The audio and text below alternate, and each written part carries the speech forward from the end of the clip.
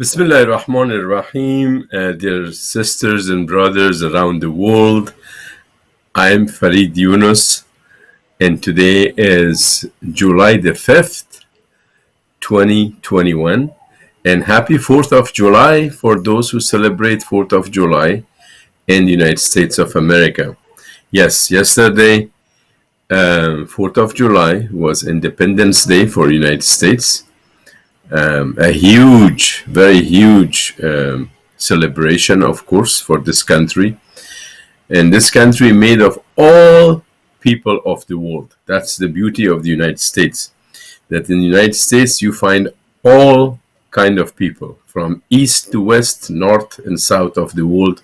We gathered here as one nation under God.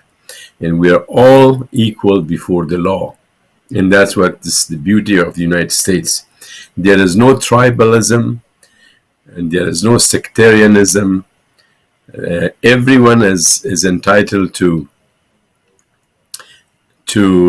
have their own opinion about the issues.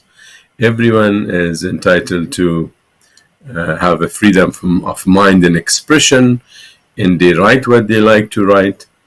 And everyone is responsible for his own deed and creed, and deen or religion is not imposed on people. And this is the beauty of the United States. So I'd like to talk about this a little bit. This does not mean that we in Americans, and I'm an African American, we do not have our problems in the same very country that established more than 240 years ago. We have still a discrimination, we have prejudices, we have biases, we have a bias media even, but that's a part of, because we have a mixture of capitalism, democracy and liberalism all needed together, and then give us an American way of life. So in this ocean of ideas, you have to stand firm for what you believe and how you can run your life. It's on your own shoulders. It's on your shoulders. So sometimes it makes it very hard on us, because when people are prejudiced against Jews, against Muslims, against Asian, nowadays we have a trend of Asian hate, which is a shame for our democracy. But again, this is the only country, as far as I know, this is the only country of the world that all people of the world came here as immigrant from day one, as immigrant, and join each other for cooperation, accepting each other, and understanding each other, and taking the light of democracy together, and make a living here. Everybody came to this country and started from scratch, from zero.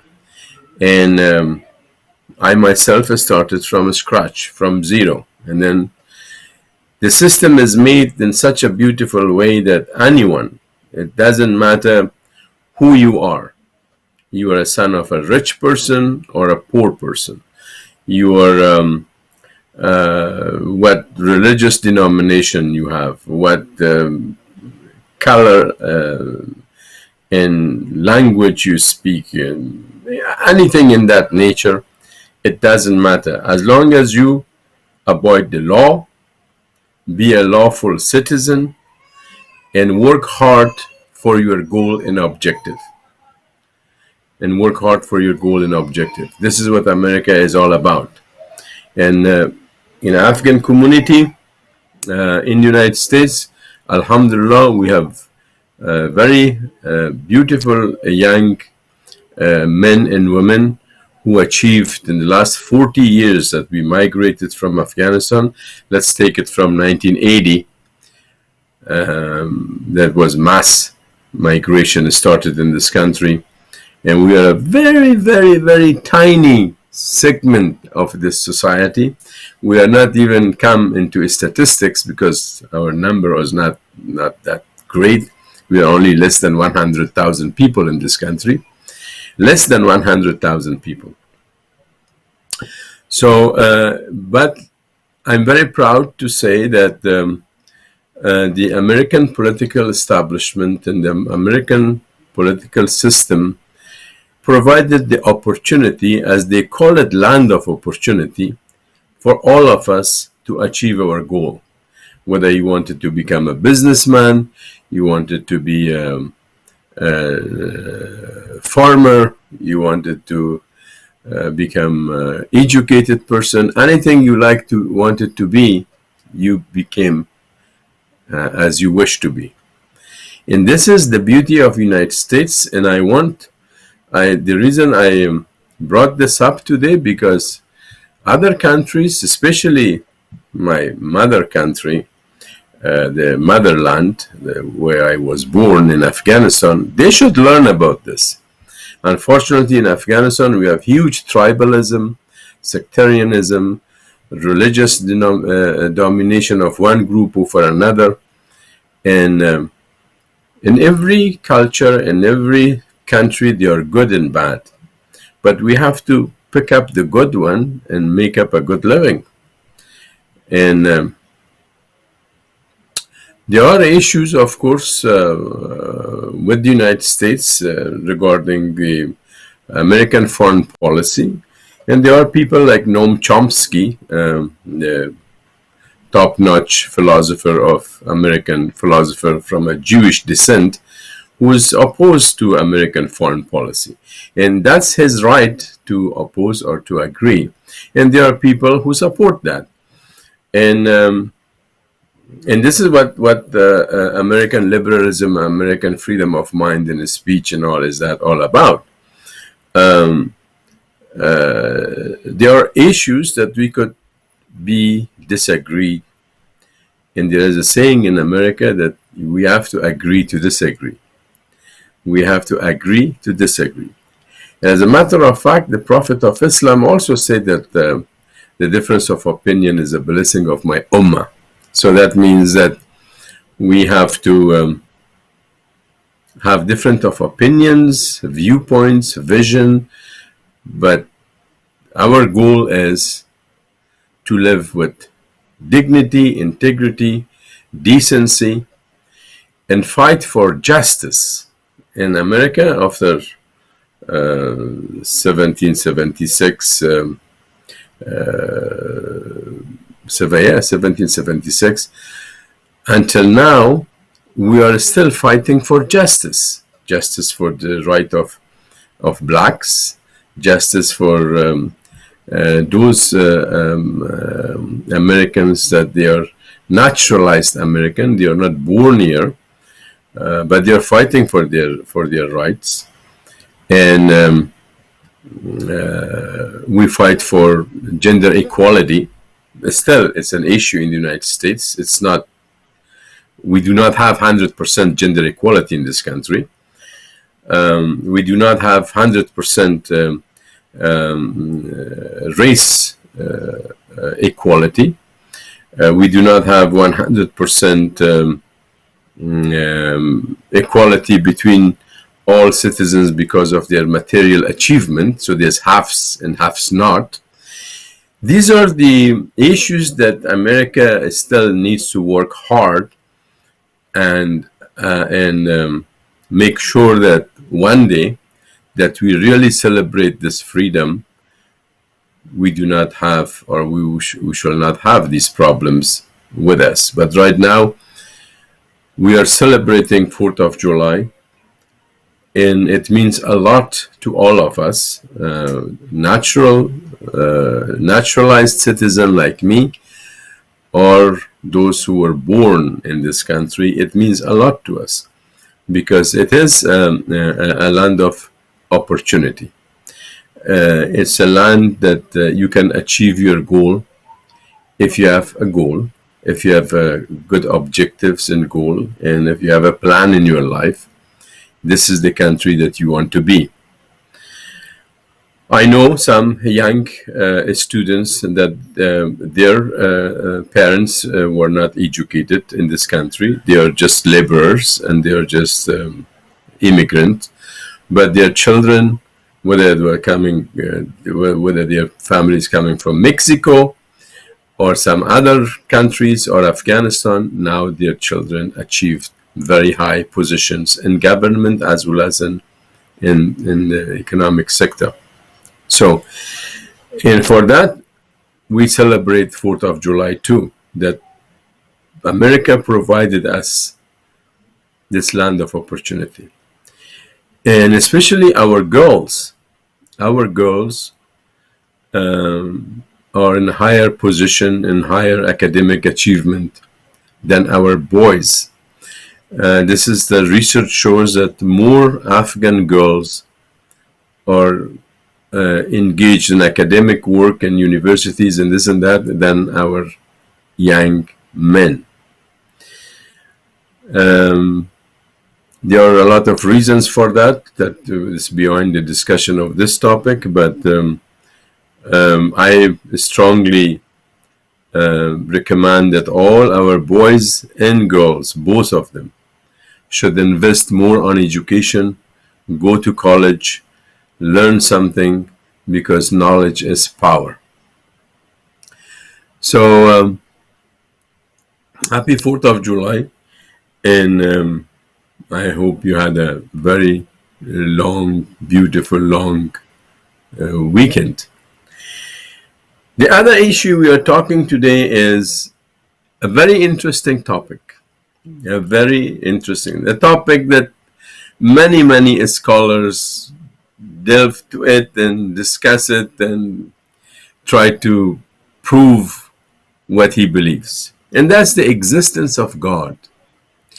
A young lady from London, Great Britain, asked her mother this question, how we should know that God exists.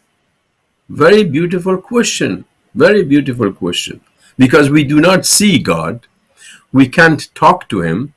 We can't prove that he exists. We cannot. And we cannot touch him. But as Muslims, we do understand that he is here in this world. He does exist. And he listens to us. He hears us. He sees us. He even knows our heart, what's going on in our heart, that even your mother and your father do not know, but God knows what is in your heart. So how we prove that he does exist? Very simple. First of all, there is a hadith of the Prophet of Islam, Muhammad, peace be upon him, that he said that those who know themselves know God. So you have to understand and learn about yourself. Ask yourself, who are you? Why you were born? What is the purpose of your living? Why you are getting old? And why you are dying? Find these answers. And that's one thing that you need to find, that you need to learn about yourself. Look at your eyes, look at your heart, look at your system inside. Now we have a lot of pictures from inside and a lot of biological studies. Look at them, see how you were made. Is that an accident? Is that an accident? Or there is some wisdom behind it? Look at how your blood system works. Look at how your brain works. Look at that, how many cells of the brain you have. Look at those functions, that each cell has a function. Is that accident? Is that by chance? So you need to see how you learn about yourself. After that, the Quran, sitting in front of me, the Quran is a book of knowledge and wisdom and guidance. So the Quran is not just a book of knowledge. The Quran is not just a book of wisdom. And the Quran is not just a book of guidance. It's three in one: knowledge, wisdom, and guidance. But of course, many of us, because this in the very beginning of the Quran, it's very beautiful that in the very beginning of the Quran, it says, Alif Lam Mim, ذلك الكتاب لا ريب فيه هدى للمتقين الذين يؤمنون بالغيب يقيمون الصلاة ومما رزقناهم ينفقون. الذين يؤمنون بالغيب, those who believe in the unseen are steadfast in prayer and spend out of what we have provided for them. This is the book, and in it is guidance sure without doubt to those who fear God. Okay, so it says believe in unseen, that you do not see him. Believe in unseen. You do not see him. It says in the very beginning of the Quran that this is the book. In it is guidance for sure, without doubt, to those who fear God. And then in the third one, and that in the first one, of course, Alif Lam Mim, that is the secret verses. The secret verses are those that after 1400 years, people do not know the meaning of that verse. Alif Lam Mim, it's a verse. But this verse is bounded by secret. We cannot know. So the only thing we know about Alif Lam Mim or any other secret verse is that our knowledge is limited. We know to a certain point. So we have to be careful. No human being knows everything. And this universe is so vast. So when you do not see him, and it says, those who believe in the unseen, that you believe in unseen. Who is unseen? God, Allah is unseen. And you do not see him. So how you know that he exists? Look at the universe. Look at the stars. Look at the moon. Are these created by chance or accident?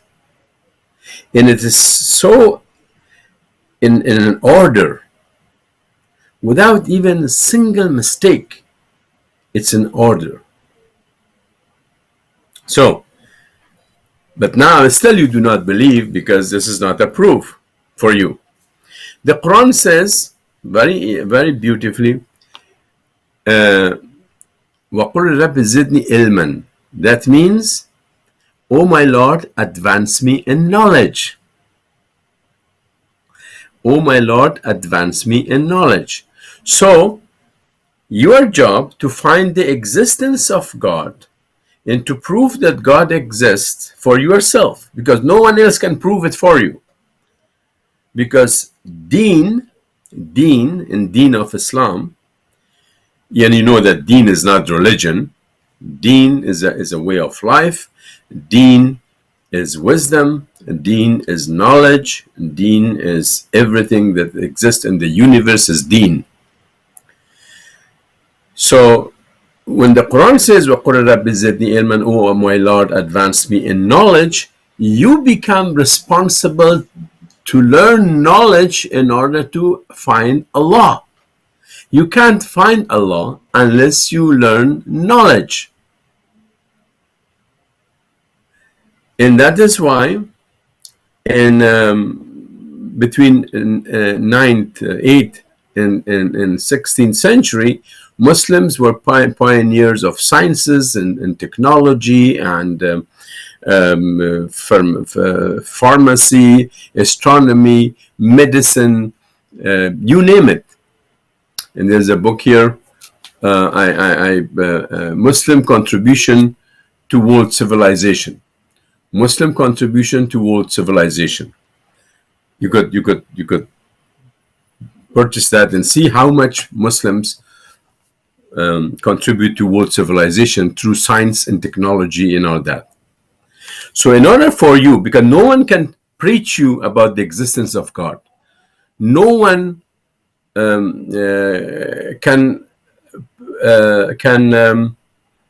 convince you about this matter unless you convince yourself. But you cannot convince yourself unless you learn knowledge. And the Quran says, "O my Lord, advance me in knowledge." So it is your responsibility that you learn knowledge. And then the Quran is a book of wisdom. Wisdom is not coming overnight. Wisdom or hikmah that you need to think and ponder about the verses of the Quran, about your own creation, about the creation of the universe, about the creation of the moon and the sun and the stars and animals, vegetation kingdom, everything. You need to, the Quran says, أَوَأَفَلَا تَعْقِلُونَ وَيَتَتَفَكَّرُونَ. You have to think and you have to ponder in order to understand the truth. And the first truth is the existence of Allah subhanahu wa ta'ala. And no one can preach you on this unless you yourself. We can talk hours about our belief because we believe that He exists. But we want you to, no one can convince you unless you convince yourself, because deen is a matter of heart and mind. It's not something that you see it by your eyes. Not only Allah is unseen, deen itself is unseen. You cannot see deen. Somebody may have a hat, hijab, and all that, but he may or she may be a hypocrite. So deen is a matter of heart and mind. And it is your mind and your heart together that find Allah subhanahu wa ta'ala through knowledge and wisdom. Knowledge that you need to study science and technology, and wisdom that you need to think very deeply about these issues. For example, let's go for example. Here in Surah Anbiya, verse 30, you believe that about the Big Bang theory. You're a student of today, contemporary student of today, and you believe in Big Bang theory, correct? Yes. So Big Bang theory is not even 100 years old, or a little more than that. Let's take it 400 years old. But look what the Quran says. The Quran says, "Do not the unbelievers see that the heavens and the earth were joined together as one unit of creation before we clove them asunder? We made from water every living thing. Will they not then believe?" So this is extremely important about the Big Bang theory that existed in the Quran in Surah Anbiya, verse 30. So when you read the Big Bang theory, that's not only even 500 years old, and you see that such a verse came in the Quran 1400 years ago, that is the existence of God. Okay. If that's not good enough, let's go to another verse. In Surah Fussilat, that's Surah 41 of the Quran. Verse 11, it says, moreover, God comprehended in his design the sky, and it had been as smoke. He said to it and the earth, come you together, willingly or unwillingly. They said, we do come together in willing, in obedience. So when you study in science, a kind of smoke in the sky, this smoke in the sky, they reported a few hundred years ago, when we got all these huge telescope and understanding of the universe and this and that. But the Quran talked about the smoke, dukhan, in the universe 1400 years ago. That is the existence of God. So to make it very comprehensive, it's about the universe. Before 70 years ago, we were not able to go beyond the Earth atmosphere, correct? When was it when Neil Armstrong landed on the moon? When was it? In the 60s, right? Okay. So until 1960s, and the last landing was, I think, 1969, we were not able to go beyond the atmosphere of the earth. But look what the Quran says. You assembly of jinns and men, if it be you can pass beyond the zones of the heavens, you can pass beyond the zones of the heavens and the earth, you should pass. You should pass. Not without authority shall be able to pass. But if he is not willing you and he is not allowing you to pass, you will not be able to pass. But Allah subhanahu wa ta'ala allowed mankind to pass beyond the atmosphere of the earth and reach to the moon and other stars. And that is in Surah Rahman, verse 33. That you can pass beyond the zones of the heavens and the earth. Pass. Go for it. And this is a proof of Allah's existence.